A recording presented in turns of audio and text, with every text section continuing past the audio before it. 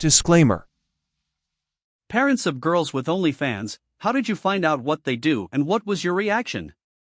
I was catching up with a cousin and he told me he just found out his daughter had an OnlyFans and was working at a strip club. He was very upset. Because he said it ruined strip clubs for him and he couldn't look at the girls the same way and would never enjoy them again. Otherwise, he didn't really care. Where did he think 18-year-old strippers came from? I don't know where he thought they came from, but he never suspected it was his from his house. The call girl is coming from inside the house. I think this is really what the issue is for men. It's all fine and dandy when it's someone else's daughter they're sexualizing, but as soon as they find out their own daughter is being sexualized by other men like him, then it's a problem. Really good bit from Terry Crews on this, when he was talking to Mike Tyson on his podcast Hotboxin'.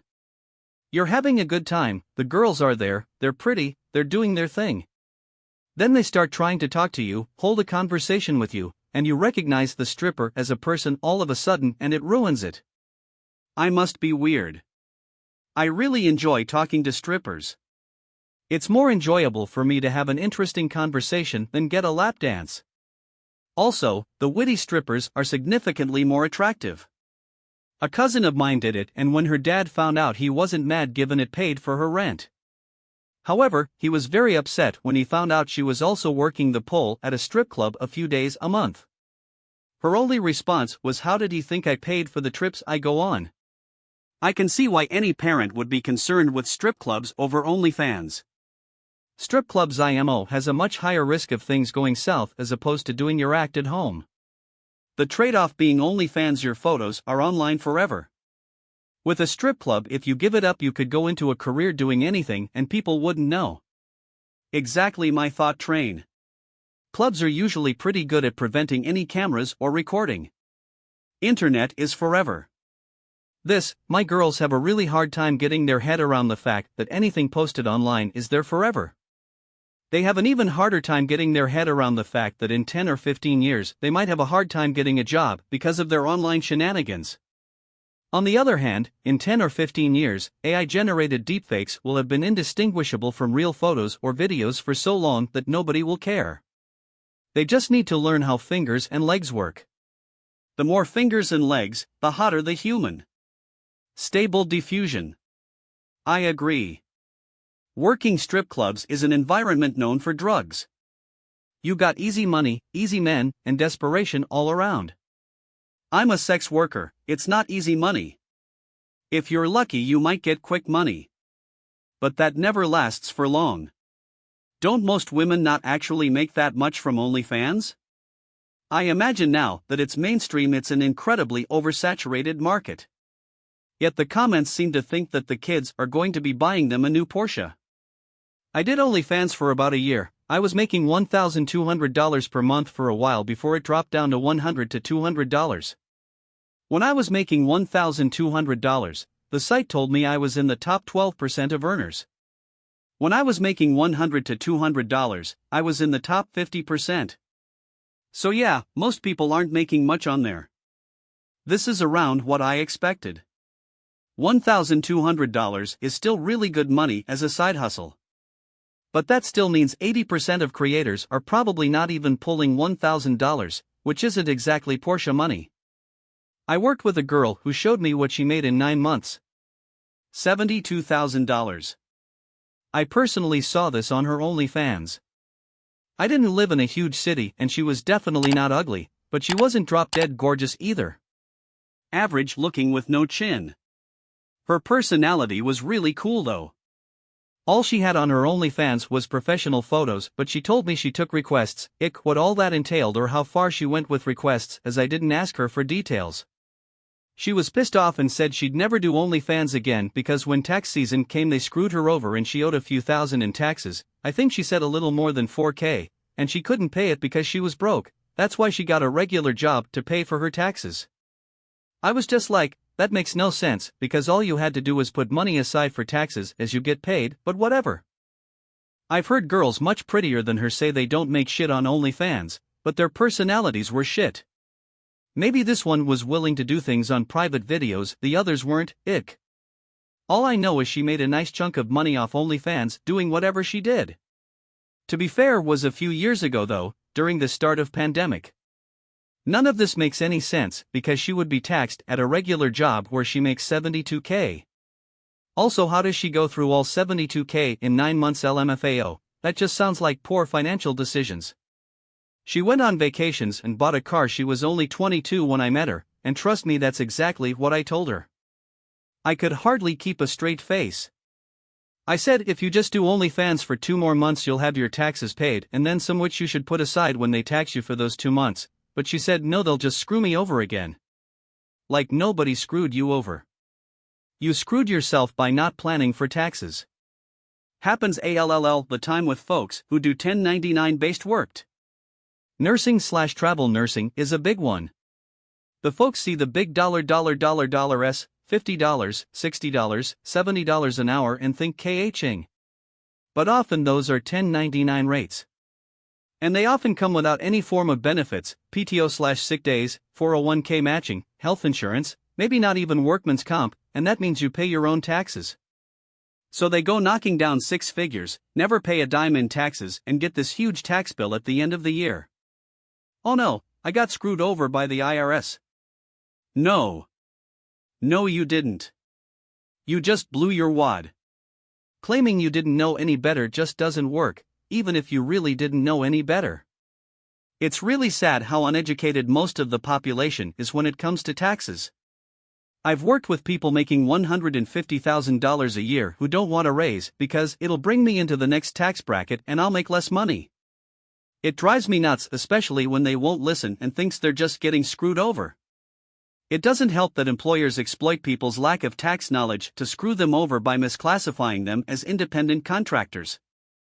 In which case the employee has to either eat it or take them to court. Yeah, but most jobs will withhold a portion of your paycheck to cover taxes.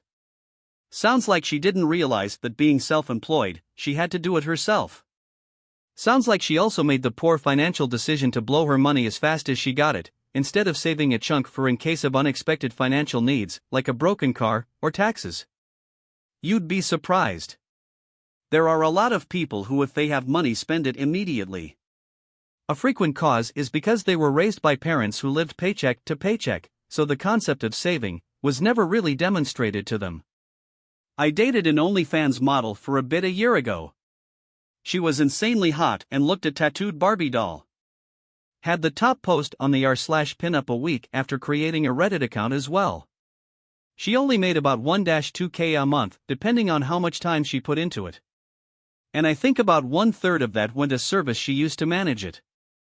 She did other modeling work and still needed an office job to make ends meet. Most people treat online freelancing, OnlyFans, Fiverr, art commissions, etc., like a get-rich-quick scheme. In fact, it's probably harder than just having a traditional job. Pretty much anyone can pay the bills doing it, but few will be willing to put in the work and sacrifices to do so. Apparently not. I recently found the completely SFW YouTube channel of one Bernadette Banner, who mostly posts about what people wore in 19th century England. Apparently that's her thing. She does costume design professionally, and with about 1.5 million followers it's amazingly popular. One day, as a joke, she decided to have an OnlyFans that would only display ankles. Those saucy, slutty ankles that someone in Victorian England would admire. That week she picked up over 1,000 fans and over $650 in tips. Not bad for a joke OnlyFans page, but what surprised me was that OnlyFans said with those numbers she was a top 11% creator. So no, the vast majority of pages make little to nothing. My former boss' daughter did OnlyFans. Once it was known at work, he was open about it and even shared the link of her Instagram. There was even a rumors that one of the guy we work with was one of the guys she used in a video. I guess he wasn't happy, but since it was out in the open he must have been fuck it, at least she'll make money. What kind of dude pimps out his own daughter to his employees? Free advertising. It's like when your school is doing fundraising and your dad takes all your chocolate to work and sells it for you. Ah yes, but also no. I think this is the wrong way to look at it. He wasn't taking a cut. Plus, it was probably the best move for him to get out from under it. If his employees knew, but didn't know that he knew, they might have all kinds of negative thoughts. But if he's open about it and even seems to support the daughter, then there is nothing to make fun of. I know a guy who said something to the effect of, "I hope my daughter never does that kind of stuff, but if she does, daddy needs a new car." Worked a just above minimum wage job in the 90s with a girl who began stripping at night. She bought a new Mustang convertible that her dad used to borrow all the time, acting like it was his car. He was clueless, also was a smug asshole, as to what she did at night, and just thought his daughter was really good with money. Gotta be a super genius to stretch $6.50 per hour on 14 to 20 hour a week work schedules into a new car payment. Guy I worked with had a GF that stripped. She was good looking too. She worked 4 hours on Friday and Saturday night and cleared 2G easy.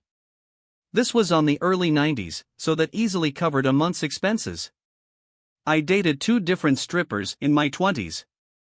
The first was just rolling in cash. Every night after work she asked what me and my roommates wanted to eat and bought it for us, along with high-end liquor bottles, beer, weed. She also paid for literally everything when we were out. The second was even better looking than the first and had a more bubbly personality, yet didn't make nearly the money the first did. I made the mistake of telling her about the first and asking if maybe she was at the wrong club. She then gave me the obvious truth that the first was more than a dancer. Hey, but she chose you and paid for your stuff. That seems like a good deal. Now go get your penicillin shot. Oh. You're saying she was a math tutor on the side? I drove prostitutes from job to job for a year, about 10 years ago. The amount of them that had partners that believed they were just stripping all night blew my mind. Hate to be a bearer of bad news, but for that kind of coin she had regulars and extras were on the menu. Depends where, city-wise she was dancing. One of my friends sadly has an addiction to those clubs, a very quiet guy who turns into another person when he walks in. He will, not kidding, drop 1-2K in a night. He's actually given his card to the dancers with his PIN to go get him more money. Never seen it in person, but my friends have reported back. Guess how much dropped at the Spearmint Rhino? It's always an obscene number. This is in Las Vegas, BTW. The Spearmint Rhino? What, the Juicy Fruit Hippo was already taken? LMAO. They have a few locations, mostly in California and the one in Vegas. There was a knockoff one called the Blue Zebra that opened just outside of LA. I was repairing phone lines at an animal shelter when I got a ticket right across the street to install some lines, saw them mounting the sign, and it all came into place when I saw the interior. They closed pretty quickly and it became office space. The poles and a chunk of the stage were left in place. There is a difference between being clueless and willfully clueless. He was a piece of work, liked the nice things and whatever else he could get from it, and ought not to care to question where all came from, and easier to keep his smug high moral with plausible deniability. Probably a little of both. It was the days before cell phones, so she could easily say she was working the closing shift, which meant you were off at midnight, and he would be none the wiser. It was a union job, so you'd think good pay, but our title was the lowest of the low. Our raises for new contracts were literally a dime a year over a 3-year contract. His other daughter, who worked at our supermarket briefly as well, was another wild child. They were good liars, but he was very pompous in the fact that his girl drove a nicer car than the managers. They're just not good with money. But yeah, there had to be a tiny voice in the back of his head saying that this didn't add up at all. You can also watch other videos by going to the channel. I will be pleased if you like them.